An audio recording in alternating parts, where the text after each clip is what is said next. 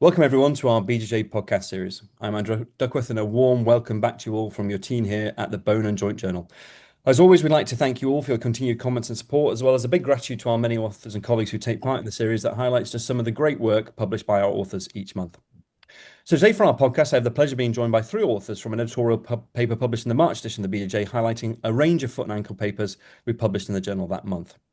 Now, before I introduce our guests, I do have a quick message from our sponsors for this episode, the International Hip Preservation Society. If there's anyone listening with an interest in the hip, you may like to know about the 2026 annual scientific meeting of ISHA, the International Hip Preservation Society, which is back in Europe this year.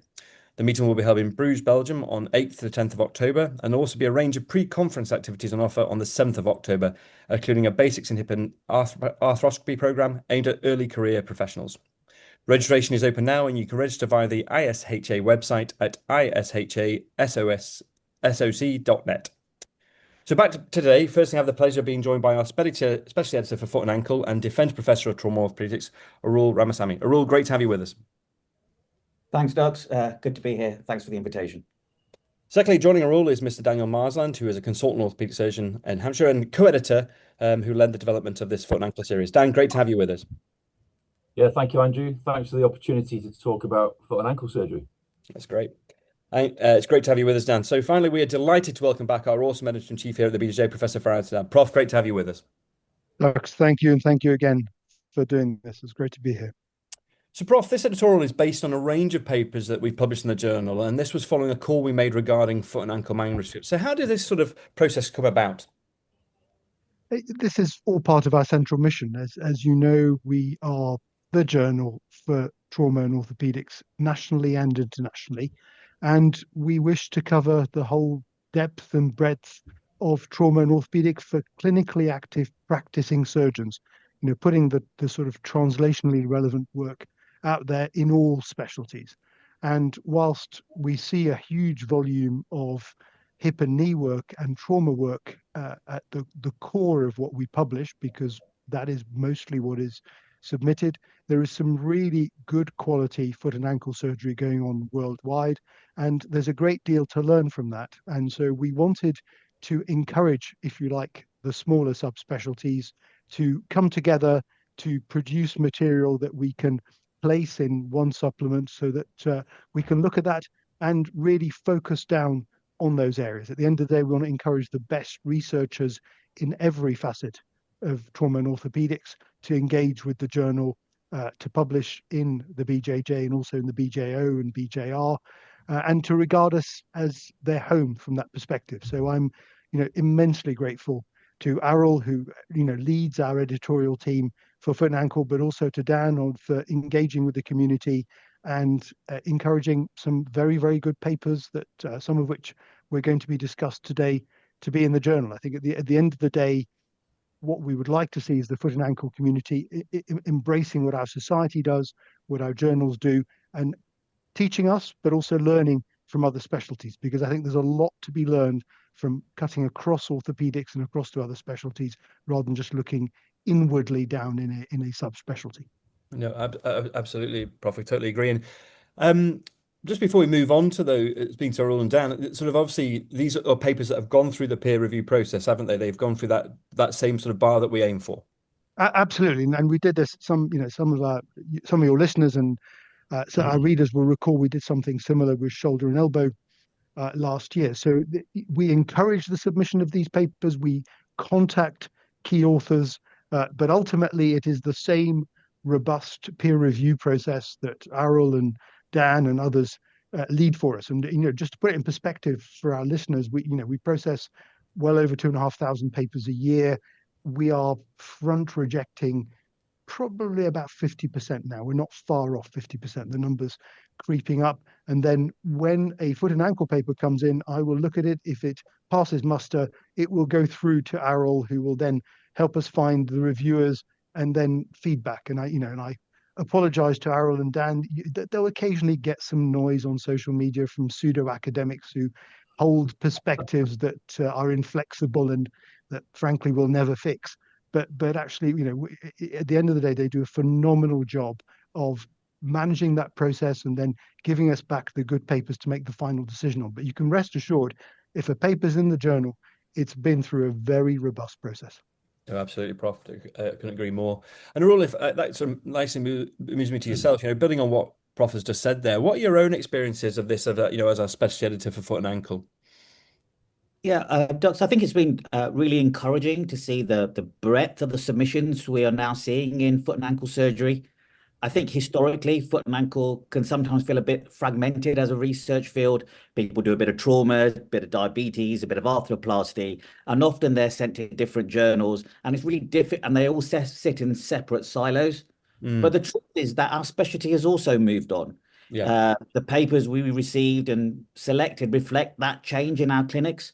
People don't just have a trauma or arthritis or infection. That can often be the same patient. The same patient you first treated with an ankle fracture, develops arthritis 5, 10 years down the line, has an arthroplasty, and then might need a reconstruction or a revision. So I think our research has to really reflect that complexity. And as specialty editor, what I'm really looking for is not just novelty, but clinical usefulness. Is this a paper that helps the surgeon make a better decision? Does it define the patient group more clearly, or does it use meaningful outcomes? Because a lot of foot and ankle surgery does live in the grey. There's a lot of uncertainty. We have a lot of heterogeneity in our groups, lots of crossover in pathology, and really understanding whether a procedure is the right thing for the right patient is very tricky. So I'm hopeful that this special edition really brought quite a lot of those papers together. We had a wide spectrum of stuff, and I think that's important. And I think as we move forward, as our specialty becomes more patient-centered, more reconstructive, more data-driven, we need those sort of papers that kind of guide us as we move forward. Yeah, absolutely. I couldn't agree more. And like you say, I think like one of the core missions of the journal is Faris talks about, and that you've just described yourself, is producing that high quality evidence, but also that it's very relevant to our clinical practices and all of our clinical practice day to day. No, I couldn't agree more. And Dan, before we move on to some of the papers that Arul and you have kindly discussed with us, what were sort of some of the key themes that you saw out of the submissions and those that were eventually accepted? Well, before I start, I'll just say thank you to Arul for inviting me on board as guest editor and kind words from Faris. And it is a good opportunity to showcase what is new in foot and ankle. But in terms of theme, it's interesting. There was no particular theme in the papers that were submitted. And we had a high volume of papers submitted. But I suppose that reflects our modern day life as a foot and ankle surgeon. Look at any theatre list. Often no two cases are the same in a single day of operating, and that was reflected in the pathology in the papers that were submitted. So in all the submissions, what is common to them all is it's all completely relevant to modern day practice. Yeah. Whether that is something like the acute diabetic foot, which is treated by foot and ankle surgeons, or the general orthopedic surgeon who's on call, ankle trauma, still treated by most orthopedic surgeons. These are common conditions that we see day to day, but at the same time, other rare conditions at the other end of the spectrum. Ankle arthritis is post-traumatic, secondary to trauma 20 to 30 years ago. So pretty much all I'm on call this week as the consultant of the week, and the week before we're doing elective work, but I've pretty much seen every condition in the special edition in the last week of practice. Yeah, I think it's all highly relevant. No, I totally agree, and I think that's the interesting thing about the way we subspecialize. But actually, there's a lot of people who are not foot and ankle specialists that still manage a lot of these things day to day, as you very much describe. And I think that's a really important. But I think that's why the journal can bring all this day to day. That's really interesting. Arul, anything you'd add to that before we move on to some of the selected papers? Yeah, I mean, I think one of the themes that I really picked up on this edition is we're moving away from those very simple yes/no questions that we used to have in foot and ankle surgery. It's not just a question of, do you put a screw or a button? Do you fuse or replace? Do you fix or you don't fix? And I think those little nuances are becoming more and more important in foot and ankle surgery. And I think the better question is, how do we do that? Which treatment for which patient, for what pattern of injury, and how do we measure outcomes? And I think one of the things that came out of the papers that we published this time around is that it should be a call for action for other things. How do we really get classification better?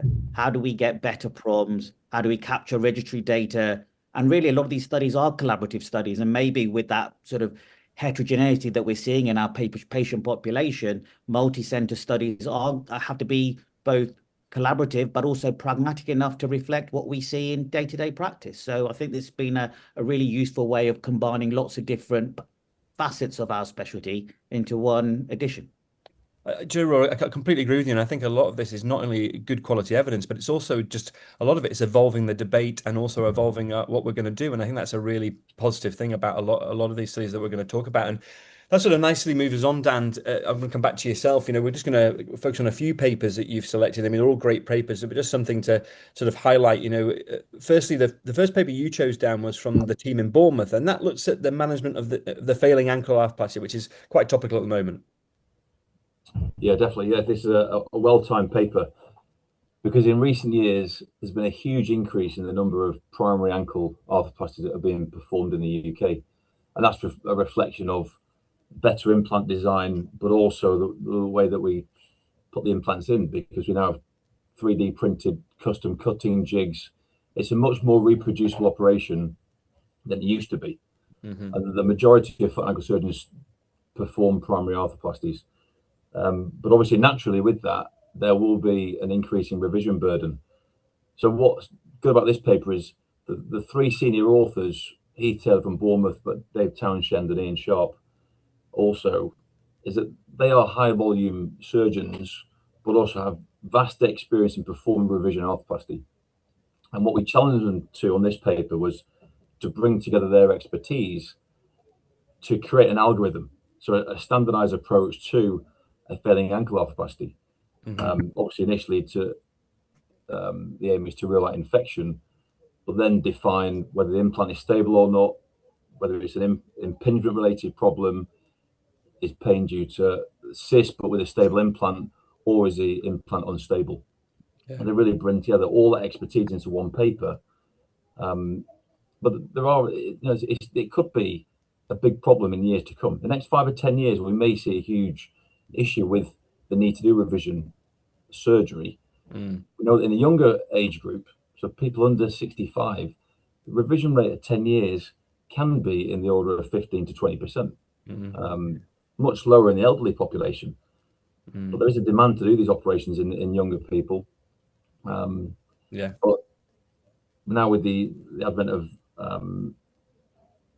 ankle arthritis networks, there should be a standardized approach to treating these injuries.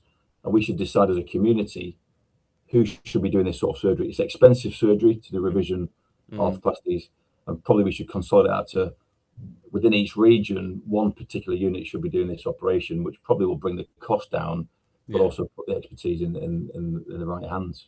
Yeah, no, I think that's a really interesting point, and I think, like you say, it's a great paper, and I do encourage our listeners to go and have a look at it. And I think the way that they've brought, like you say, together their expertise and data from the literature to develop an algorithm. And I think, again, like we were saying earlier, it may not be the final thing. It's advancing that debate and like hoping that things that move forward with that purpose. And I think that's a really positive outcome.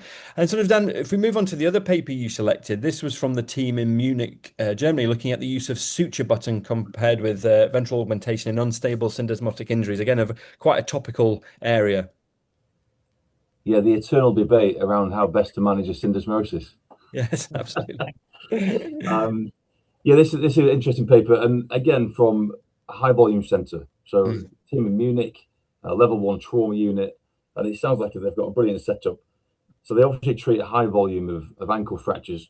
This particular paper was centred around syndesmosis injury in association with an ankle fracture. But what is impressive is that for every ankle fixation that has a syndesmosis treatment, they get next day CT scan. And that is not a practice that's reflected in the UK.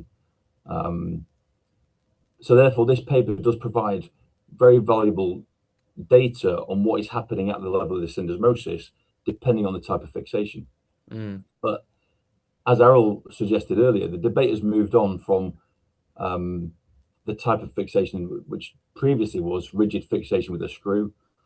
Then we moved to a suture button fixation, and the 5-year data in RCT shows that a suture button is better than a screw. But still, the most common reason to revise an ankle fracture is because of syndesmosis malreduction.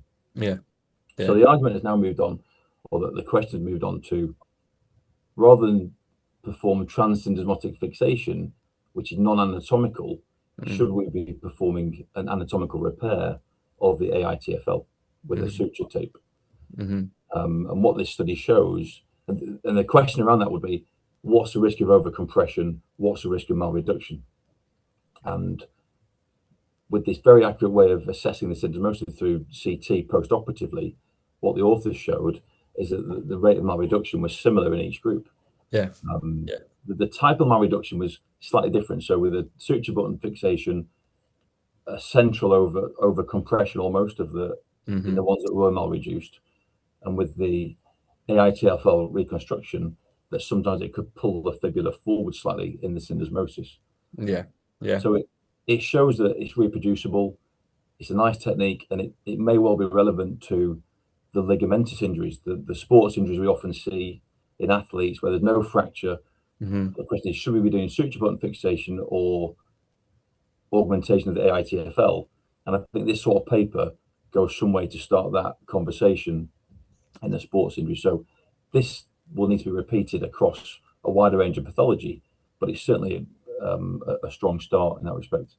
No, I completely agreed, and I think the authors acknowledge that themselves at the end, don't they, about where they think the future direction of the work go, and it is a really strong starting point and gives you some really valuable information. That, and as you say, it's that ever-ending debate of syndesmotic injuries and how we manage them. But I think actually that's a positive thing. I think we should be debating these things because that's how we evolve. We don't just stop once we think we've found the answer, because often we haven't, and we can always try and improve things. So I completely agree.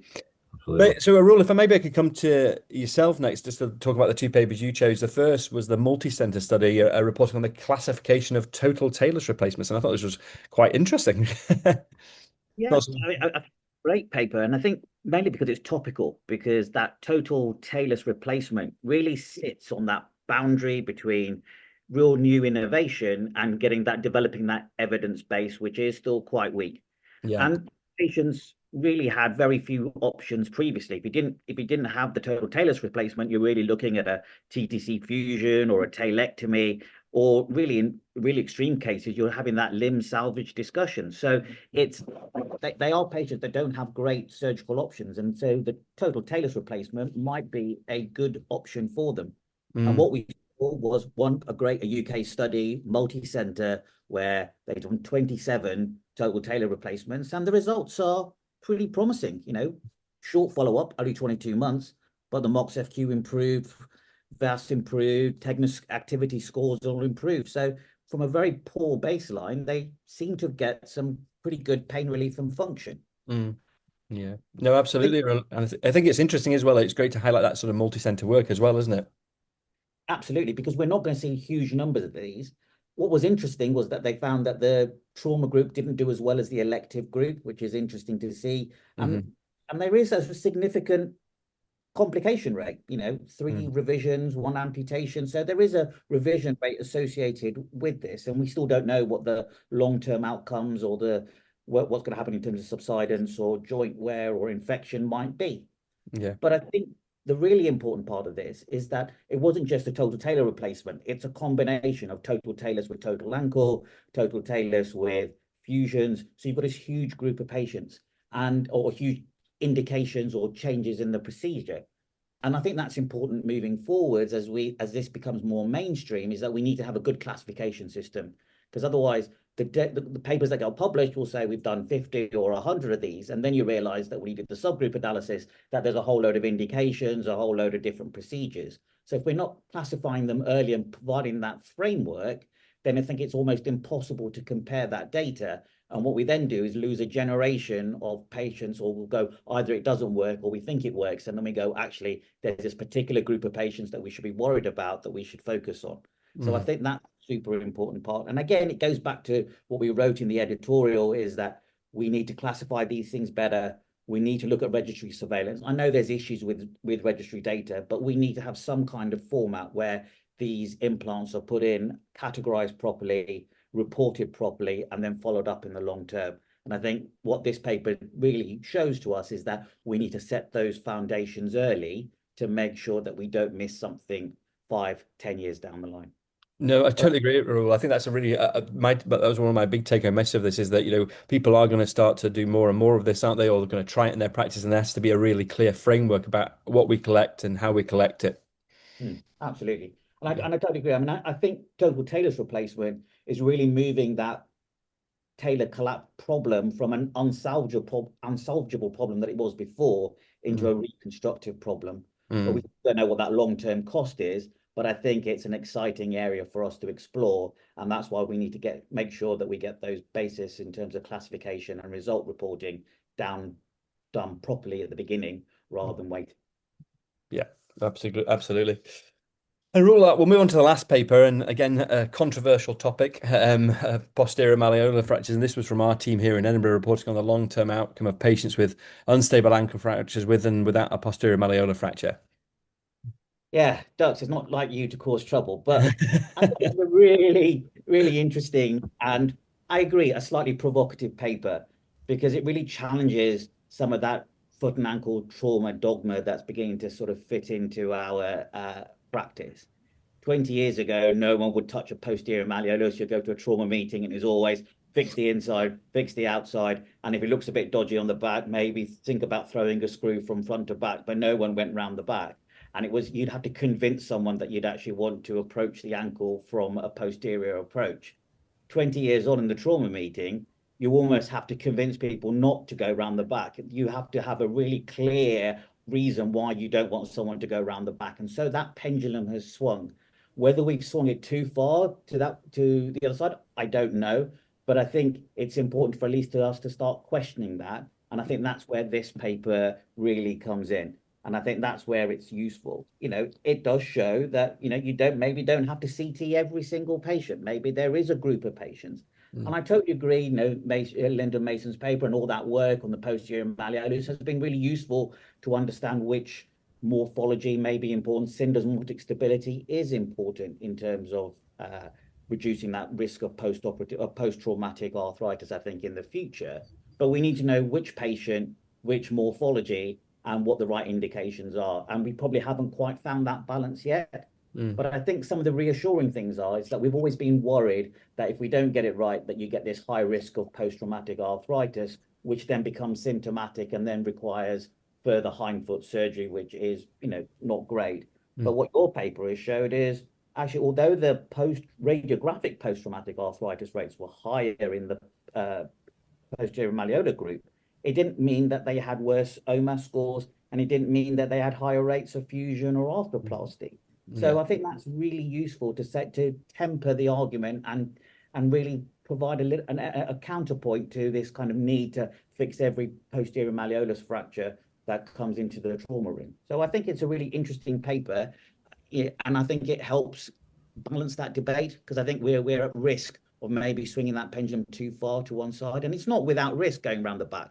There are risks. I think there's always elements of extra stiffness, more soft tissue dissection, and whether that may cause issues in terms of functional outcomes in the shorter or longer term, we don't know. So I think there's always a balance, and I think it's important that we have those different points of view.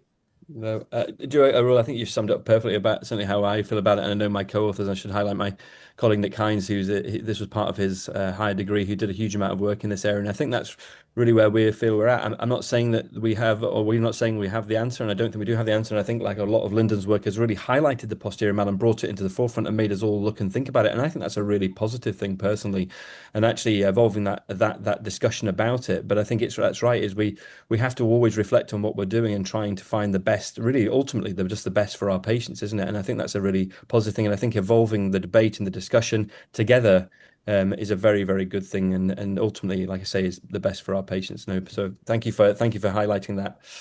So, Prof, that sort of brings me back full circle to yourself. Just your overall thoughts on the papers published, and and the whole process of these special editions that we've been doing. No, I mean, I think Arul and Daniel have done a phenomenal job. These are, papers from active groups that are, in shaping the debate. They're getting us to think harder, and they are going to influence day-to-day foot and ankle practice, be that in your trauma practice or in your complex selective practice. And at the end of the day, what we seek to do is educate our community and help people progress with the important research questions to move on to next. And I Yeah. think some of these papers undoubtedly will do that. So I think this process to me has been a success. I'll look forward to getting more feedback from our readers and colleagues, both nationally and internationally. But it's something that we will do again, and we'll move on and do another topic next, and then in a few years' time move back to foot and ankle. But in the interim, I hope that we will continue to encourage good quality research within the foot and ankle community, and that foot and ankle researchers will aim high and submit to the journal. Yeah, absolutely, Prof.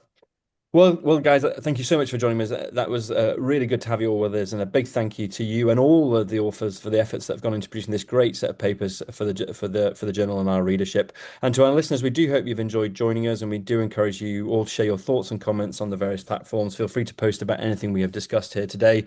And thanks again for joining us, everyone. Take care.